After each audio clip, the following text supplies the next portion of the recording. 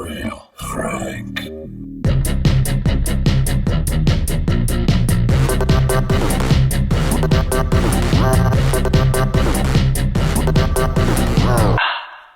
Hello, welcome to Real Frank Movie Reviews. In this episode, we're going to take a look at The Matrix Resurrections. To find out if his reality is a physical or mental construct, Mr. Anderson, aka Neo, will have to choose to follow the White Rabbit once more. If he's learned anything, is that choice, while an illusion, is still the only way out of or into the Matrix. Neo already knows what he has to do, but what he doesn't know yet is that the Matrix is stronger, more secure, and far more dangerous than ever before. The special guest reviewer for this episode has his own podcast, I'm Dying to Talk About, and also he's on Twitter, Dying to Talk Pod, is Zack. Welcome back to the show, Zack. It's so great to have you on. Hi again, Frank. Hi, everybody. I'm really happy to be back. And I want to throw it out there, man. Seeing you doing this show is what inspired me to do my own podcast. So I'm really happy to be back with you. Oh, thanks for the kind words. I appreciate it. Yeah, absolutely. All right. So this kind of surprised me. This movie kind of took me off guard a little bit. I'm not going to lie to you, Zack. I thought this would be a dumpster fire of a movie. Yeah, I agree with you. I went into this very cynically, very pessimistic. I expected nothing more than just a soulless cash grab sequel. And I was surprised by what I got, because I enjoyed it a lot more than that. But ultimately, it didn't quite convince me that it wasn't just a cash grab sequel. But just a very unique, better version of a cash grab sequel? Yeah, unique is possibly the right word for this, because I do have some weirdly ambivalent feelings. There's some weird stuff going on with this one.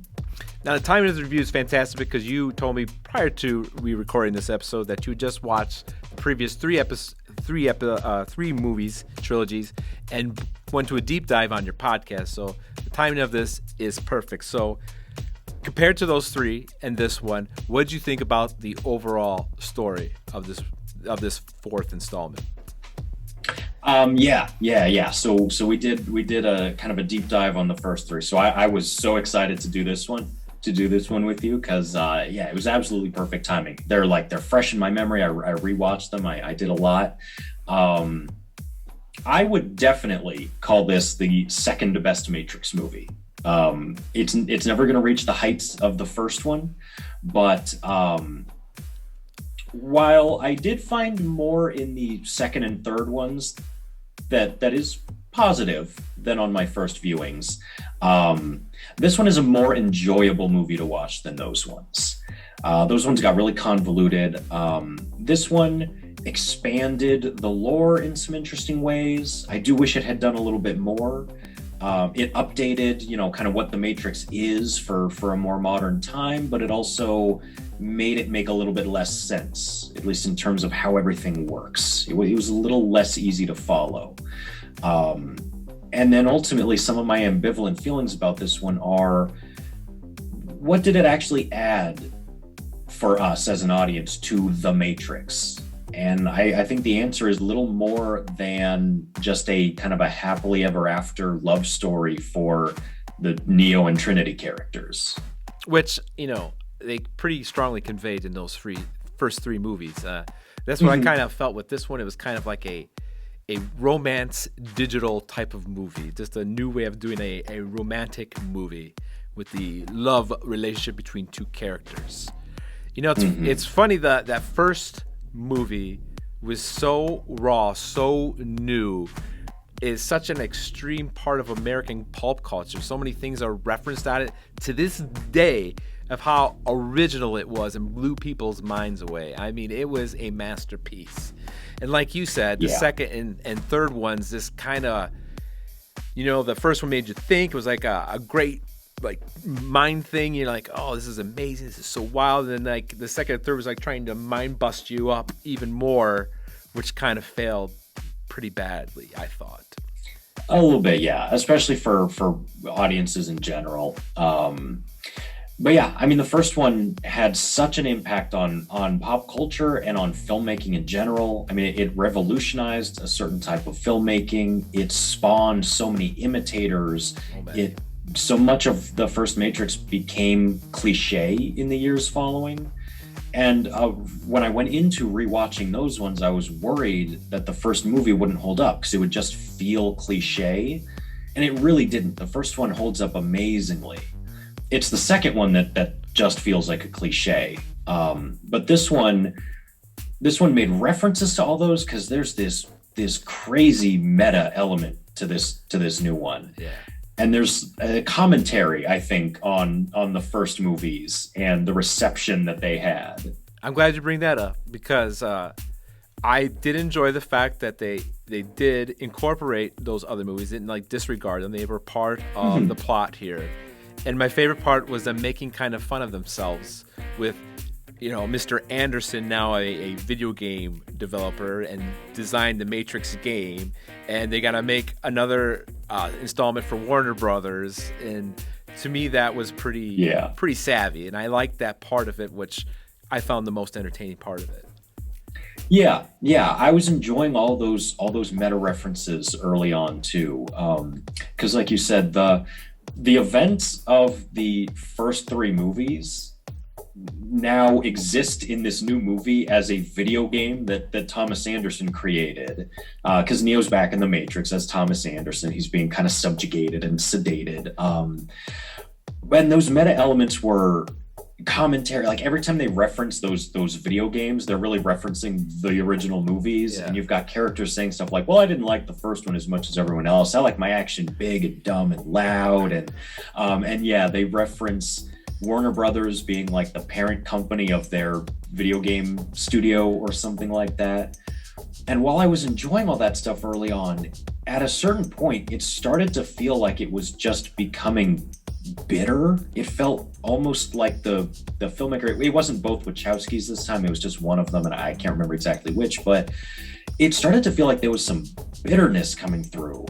And I wonder if Warner Brothers kind of pushed them into this a little bit, like, hey, Star Wars 7 worked, Jurassic World worked, soft reboots are popular, go do it with the Matrix, give us a soft reboot.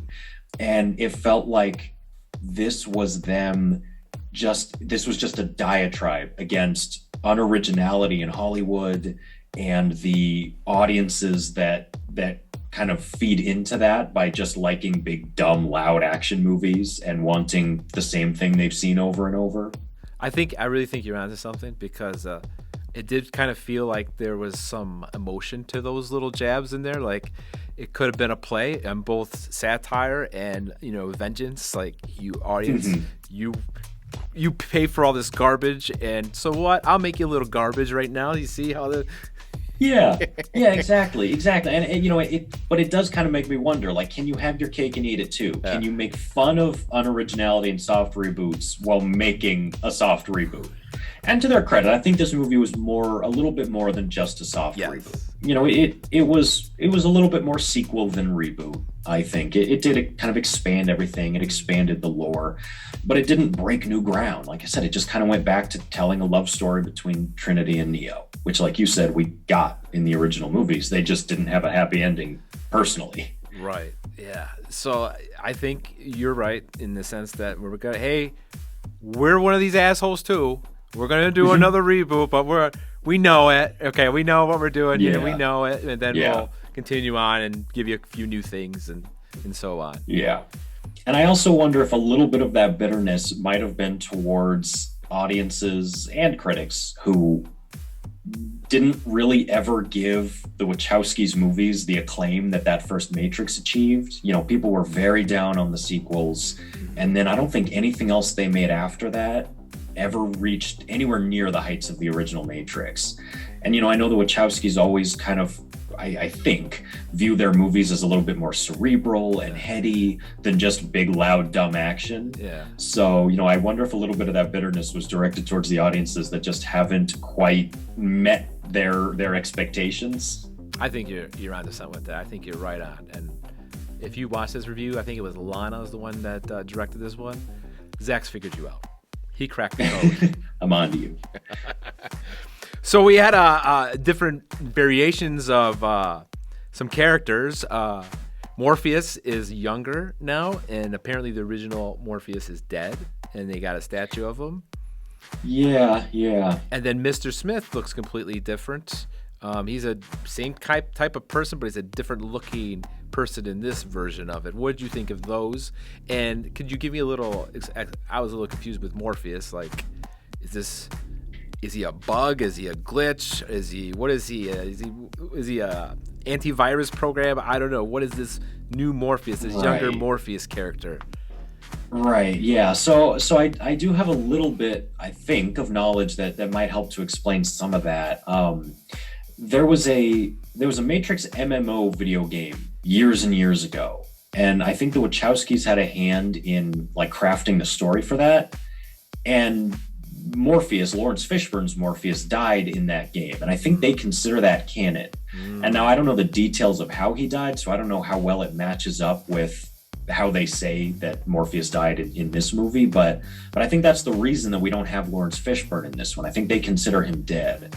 And then this new Morpheus character it seemed to me like there was sort of like two layers of Matrix going on. Like there's the new Matrix that everyone is stuck inside of, and within that Matrix, Neo, or Thomas Anderson, is a developer, a coder, a programmer, and he was coding what he called a modal, like a little loop that was running through some of the events of the first movie. It was basically the opening of the first movie, like running through it over and over.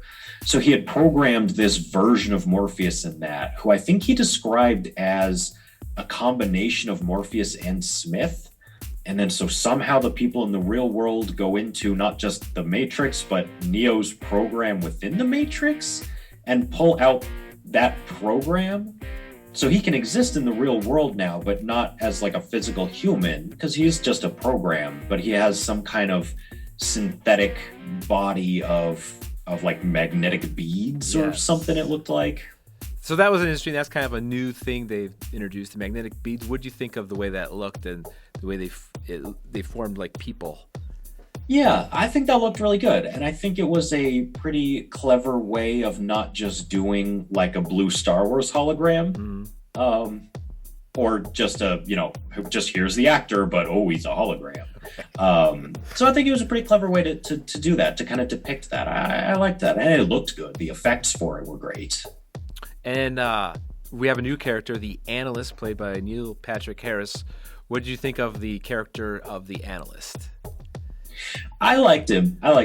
He's part of the reason that I was saying I wish they had explained a little bit more about the lore and the new lore. You know, there's little hints of how he rose to power after the last movie, and now he's sort of the successor to the architect from the previous ones. But I mean, I love Neil Patrick Harris so much. You know, he really brings a lot to that performance. And I love he has a very blue motif. Yeah. He has blue rimmed glasses, and he's constantly feeding Neo blue pills to kind of keep him sedated and subjugated. Yeah, he did a great job. I'm a fan of him because he doesn't take himself so seriously in a lot of his roles, and he's very good at those type of roles.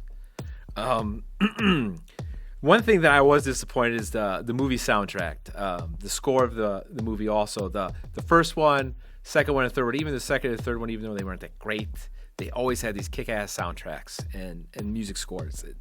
I felt that element was missing from this, and I even despised the fact that at the end they played the Rage Against the Machine, the original one, but it wasn't the original band or the original version. They had it remade with a girl band, which sounded completely different. And I was just disappointed because that soundtrack, I had that soundtrack, especially that first one, and I jammed that thing so many times in my car, in my house, or my parents' house. It was it, and it was so great. And it had a variety of different music on it. You had alternative rock, and you had like some techno on it. It was just fantastic. And this one, I just didn't feel anything with this score of this soundtrack of this movie. Yeah. I also had the soundtracks to either the first and or second movie, and I listened to those on repeat. There were some good tracks on there. I think there was a Marilyn Manson song on there too. Like you said, eclectic mixes of things. And I was wondering about the song at the end of this one because I didn't pick up on it being a cover of the Rage Against the Machine song that ended the first movie. I thought it was just a new song that was kind of in that same vein. So I'm glad you mentioned that. And it seems like covers of like pop songs are very popular in movie soundtracks these days. Usually it's like a very slowed down version, kind of melancholic, but this one, it felt like it was more in keeping with the spirit of the original, which kind of makes you wonder why not just use the original. Exactly. But I agree overall, the score to this one didn't really stand out to me. Like in my memory right now, I can't picture much of the music to it, except that there were little moments where some of the original kind of theme score music kind of comes up. There's little hints of it. But it wasn't a standout score or soundtrack in this one. Yeah, it's funny you should say about the cover bands or like remaking songs. So here's the formula lately from Hollywood, right? And the music industry, we got reboots of original ideas many years ago, or we just redo the whole thing, or we just add on to it rather than come up with something new. And here it is with music too of late.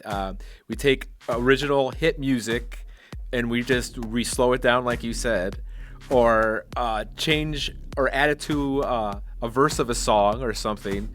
There's a lot of originality missing. It's like the creativity in this type of industry is kind of declined a little bit, I hate to say, because it looks like they rely on the old stuff so much instead of all this. We're craving if someone comes out with something new, a new sound, a new idea for a movie, it's going to be a massive hit.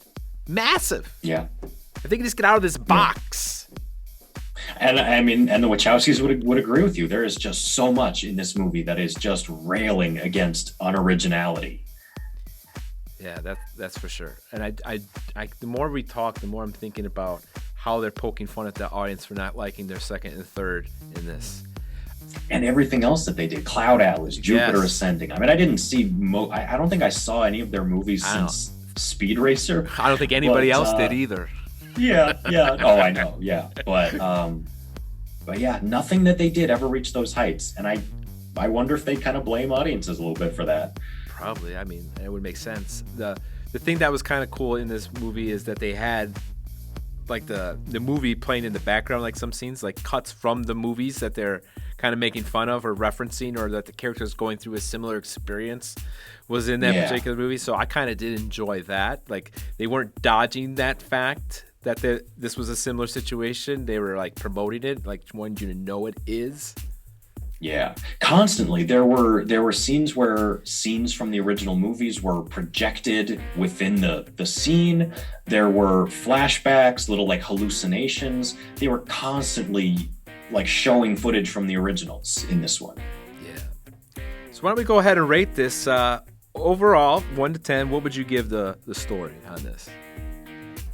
The story itself, I'm actually not that high on the story of it. I think the story itself is probably no better than like a 6 or something. Because like I said, I mean, it's just a love story at the end of the day for those characters, and we mostly already got that.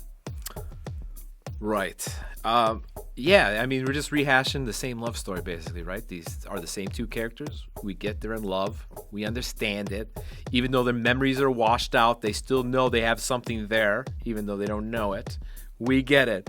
For me, the story, I feel the same way, but the thing that saved it for me was the self-bashing of making fun of themselves and the Warner Brothers things. And now, like you said, kind of making fun of the audience, too, that they think maybe their brain was a little bigger than most of the viewers. I kind of enjoyed that part.